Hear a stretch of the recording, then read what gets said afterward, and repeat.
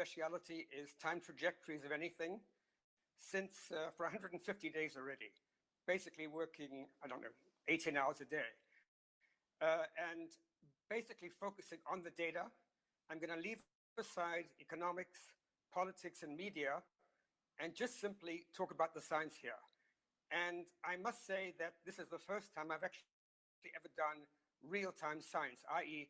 putting out 30 reports in as many days, full of typos, errors, backtracking, and everything. One thing that has struck me once the virus moved from its China-Korea phase to the rest of the world at the beginning of March is how totally inadequate science structure is for real-time science. People are insisting on refereed reports. No one wants to share anything.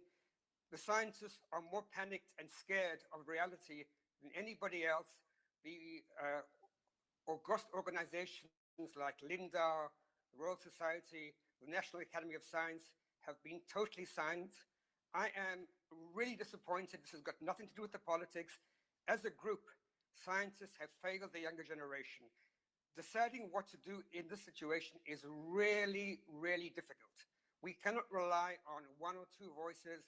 There should have been a committee formed either by the Nobel Foundation, by Lindau, by the Royal Society, the National Academy, in the middle of February, when this was coming down the road, and we should have discussed this. Instead, we let economics and politics dedicate the science.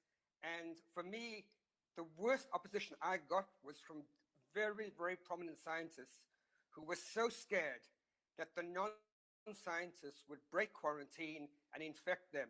There was total panic. And the fact is that almost all the science we were hearing, for example, from organizations like the World Health Organization, was wrong. We had Facebook censoring the World Health Organization, contrary views. This has been a disgraceful situation for science, and I have nothing to do. We should have been talking with each other. Reports were released openly, shared by email, and all I got back was abuse. And you're going to see that everything I said in that first 6 weeks was actually true, and for political reasons, we as scientists let our views be corrupted. The data had very clear things to say.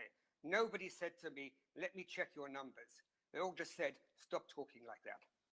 So I think if we had initially just a few scientists talking to each other on Zoom, not about the opinions, but about the data. What is the population infection ratio?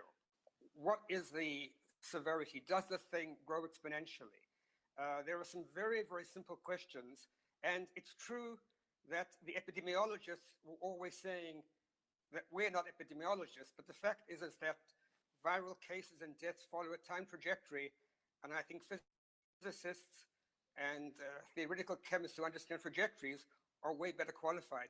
The epidemiologists made their normal error. Epidemiologists do not, they see their job not as getting things correct, but preventing an epidemic. So therefore, if they say it's 100 times worse than it's going to be, it's okay. Their mistake was that we listened to them. They said the same thing for Ebola. They said the same thing for bird flu. No one shut down for them. We should never have listened to the epidemiologists. They have caused hundreds of billions of dollars worth of suffering and damage, mainly on the younger generation. This is going to be a tragedy of, it's going to make 9/11 look like a baby story. This is much, much worse. I am not against lockdown.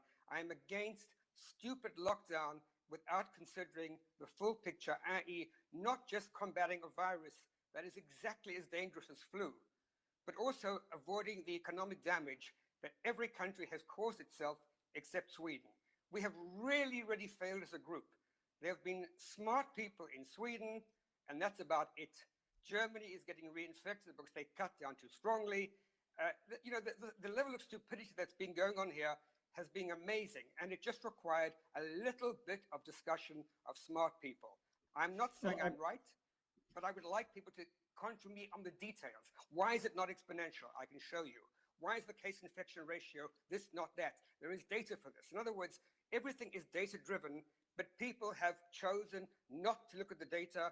Even in many places, the politics has infected the scientists. Certainly in the USA, the politics has infected the scientists.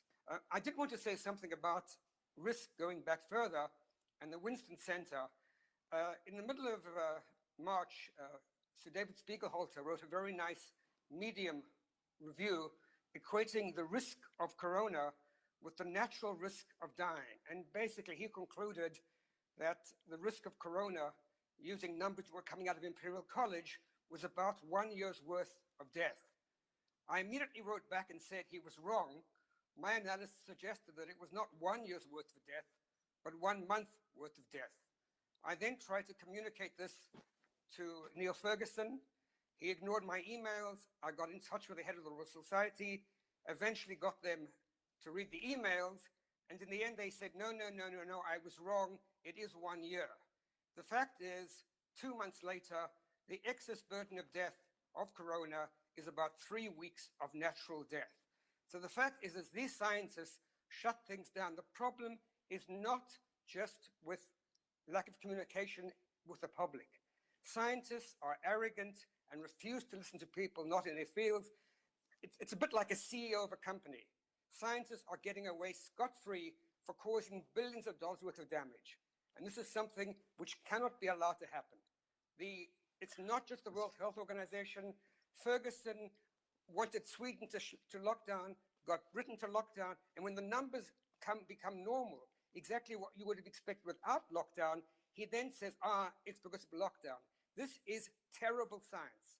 This is science which should go on trial. Scientists cannot cause damage like this and refuse to listen. I really tried hard to get them at least to discuss this with me. In the end, I said something I never say, whatever, just leave me alone, go ahead and die. And the fact is that epidemiology and modeling has been a disgrace. They have not looked at the data. They have been wrong at every turn. We're going to see that although coronavirus is a different disease, the net impact of death is going to be very similar to severe flu. And it's going to be that way without lockdown. As regards one final thing, I think a policy like Australia may seem very smart until you get second breaks and third breaks. Sweden is the only country that has done the right thing. They're heading for what they consider herd immunity. It occurs at 15%, not at 80%. Another error that the epidemiologists made. Sweden is going to end up with about 600 deaths per million.